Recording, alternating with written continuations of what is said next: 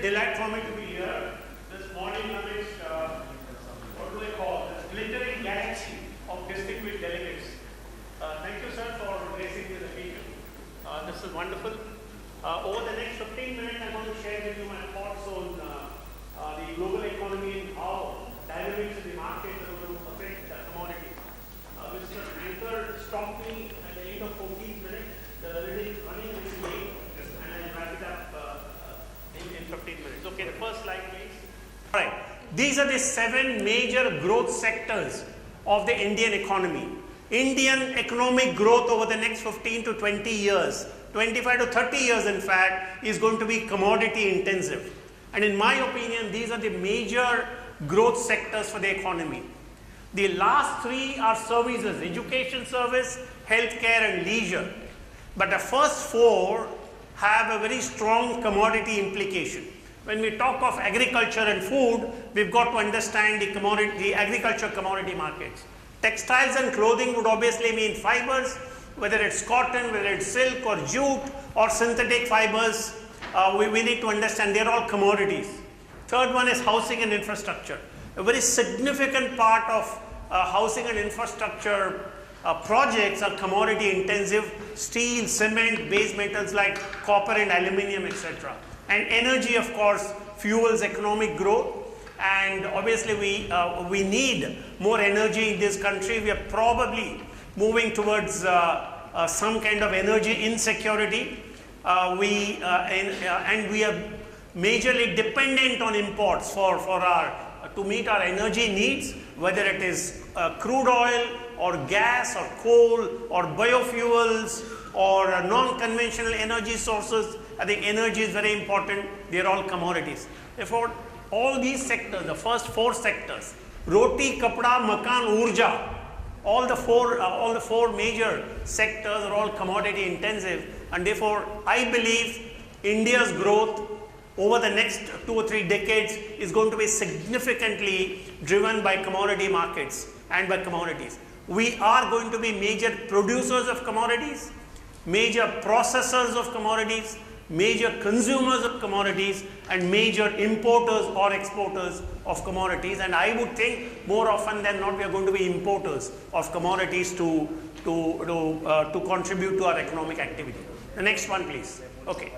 Again, this is a favorite slide of mine.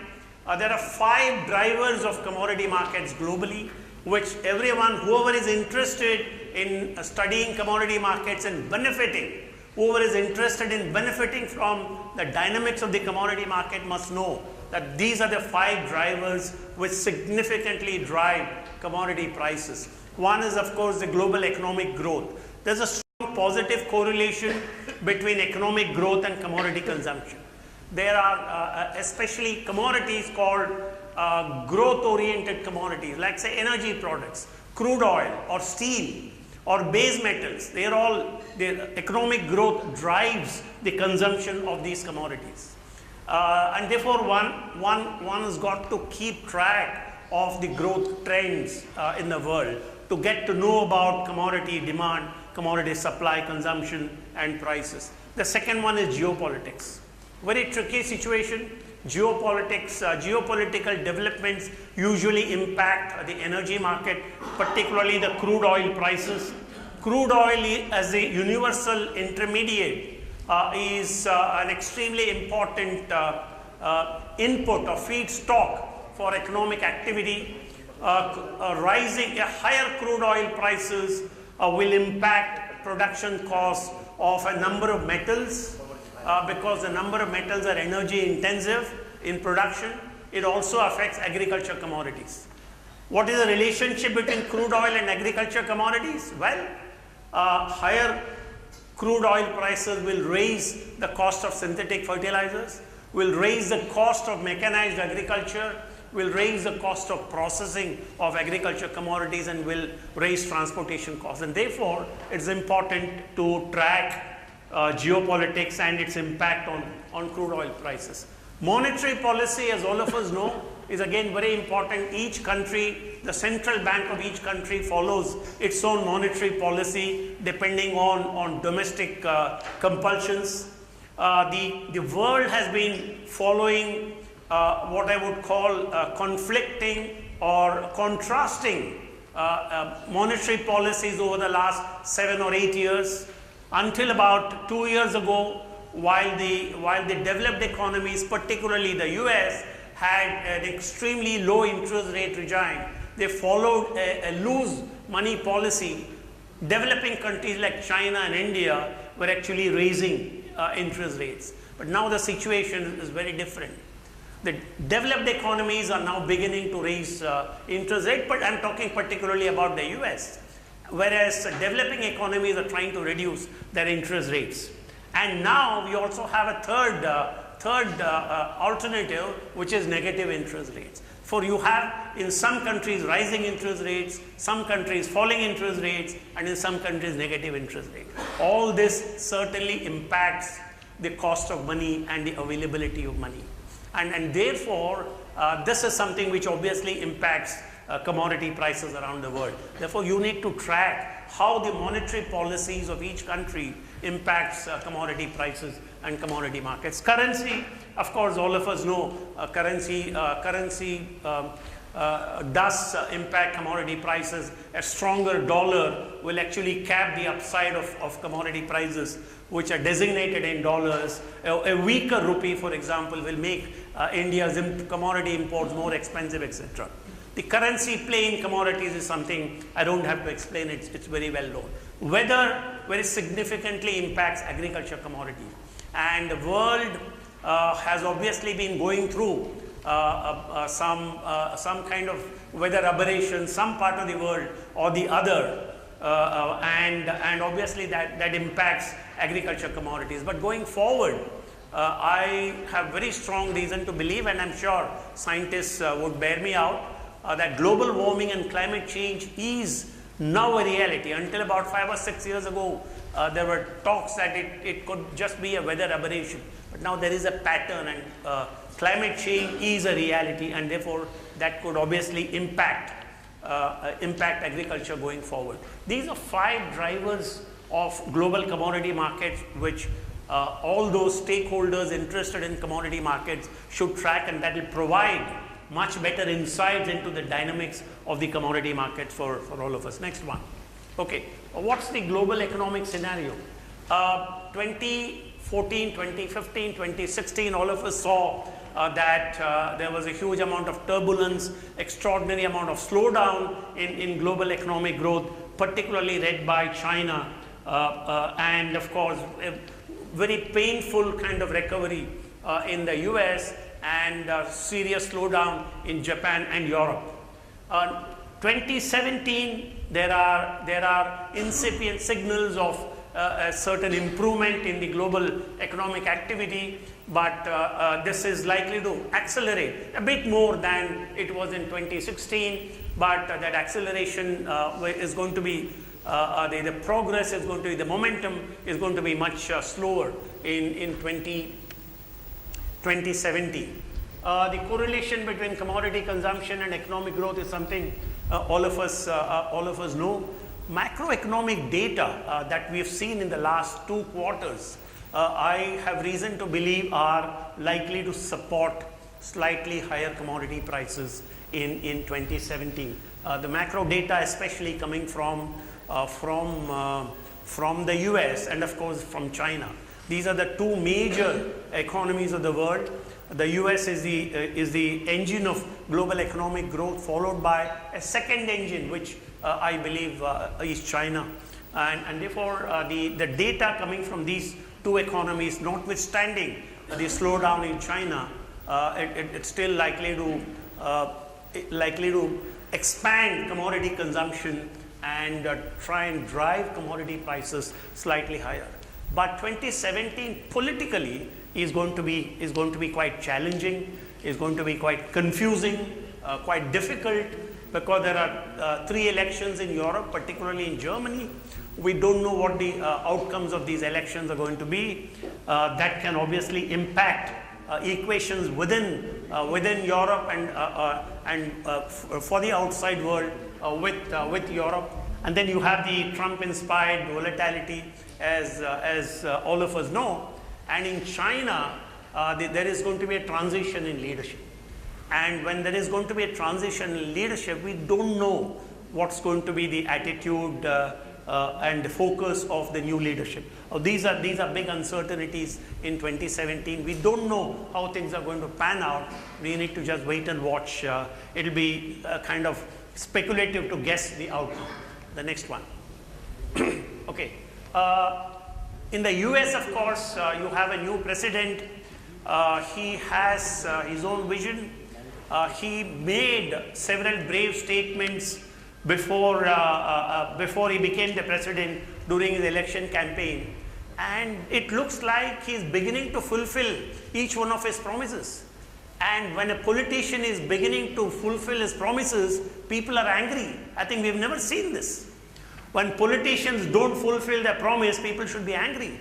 But here is a president who is now ready and willing to fulfill his promises, pre-election promises, and people are still angry. Therefore, I don't know what to make of it. But what is important is there is within the US, entrepreneurs and investors are expecting some kind of a fiscal stimulus that will kickstart the economy or give the economy a bigger push. And therefore, investments are beginning to flow in. Whether this and in anticipation of a fiscal stimulus, now investments are beginning to flow in, and there are signals which are available even in the last 2 months or so. And whether it will actually happen, we don't know. But people are taking a chance. In Europe, of course, we've had in some countries negative interest rates, extremely low interest rates. That's beginning to have some impact, like we saw the impact in the United States in 2012, 13 and 14, decline in unemployment levels and improvement of consumer confidence, etc. Europe is also beginning to show some positive signals of an improvement in economic activity and consumer confidence. China obviously is slowing without any doubt, but remember, China's slowdown is from a very high base. With 11 or $11.5 trillion GDP, even if China were to grow at 6%, it's still going to add to its GDP something like $660 billion. And therefore, I think that's a huge sum. India at $2 trillion GDP, even if we were to grow at 8%, we may not, but even if we were to assume we grow at 8%, we are still going to add only $160 billion to our GDP. Therefore, I think the scale is very, very different.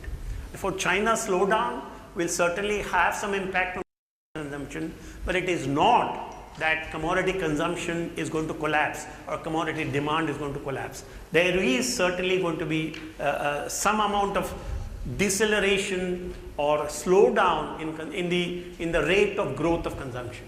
Next one. Okay. What is the effect on the commodity market in terms of all that we saw just now? There is a strong expectation in 2017. There is a strong probability that industrial commodity prices would rise. Particularly, crude prices have already risen. According to the World Bank, crude should average about $55 a barrel, which is 30% above the average crude price of 2016. Industrial metal prices are also set to rise in 2017 by about 10% because of one, demand, economic growth and demand, and second, because of supply constraints. Commodities like zinc, for instance, and lead, the prices are expected to rise because of supply constraints, and therefore supplies are going to be much tighter. In case of agriculture commodities, globally, when you look at, yes, thank you. Globally, when you look at the weather situation and the kind of crops that we harvested in the last 3 years, I don't see any big upside risk to global commodity prices. The big ticket commodities like wheat and corn and soybean, oil seeds, etc., etc. Therefore, I'm not very bullish on agriculture commodity prices, the big ticket prices. I think this probably is the last one. Next one. Next. Okay, so as far as agriculture commodities are concerned, for 4 years in a row, the world enjoyed 2013, 14, 15, 16. 4 years in a row, the world has very broadly, by and large, enjoyed very benign weather conditions, record crops, huge accumulation of inventories, etc. And the prices were much softer than they were in 2012 and 2011. And as a result of the fundamentals, the huge production and huge stocks, the speculative capital, which also drives commodity markets, was in the sidelines. And but 2016, in the last quarter, the last 3 or 4 months, saw a spike in selectively certain commodities like sugar and coffee, primarily because of some weather aberrations and increase in demand, both on the supply side and the demand side. There was a combination of factors that saw a slight rebound in prices. In 2017, by and large, one must expect normal weather. There was a threat of La Nina for North America, but I think it's substantially now reduced, and therefore one can expect normal weather. One can expect the dollar to continue to remain strong, notwithstanding some small movement, a range-bound movement, but it will continue to stay quite strong. China has accumulated huge inventories over the last several years, the state reserves, but in the last 2 years they are beginning to destock. I expect China will continue to destock a number of its agriculture commodities, including cotton, including oilseeds, etc., etc. I think that could happen. That can potentially, China not buying but destocking from domestic inventory can potentially have a certain price impact on global commodities like cotton. Yeah, the next one. Yes, I think this is done. Okay. All right, I think this is all I have to say. I'm not very bullish on agriculture commodities for 2017, but much would depend on the weather. Weather as of now looks to be quite normal across the world. And in India, of course, the Rabi crops are looking very good. Let me take a minute more to talk about that. The Rabi crops are looking very good. Record acreages of wheat and pulses. Oilseed acreage is also looking good. Subject to normal weather, we should harvest a fairly large Rabi crop of wheat and of pulses, of chana in particular, and of course oilseeds, rapeseed, mustard. That should improve availability of commodities in India. Wheat imports are going on, pulses imports are on, edible oil imports are on, and that should help augment availability, and that should hopefully keep inflation under reasonable check. I think I would stop here. Thank you very much. Good luck and God bless you all. Thank you.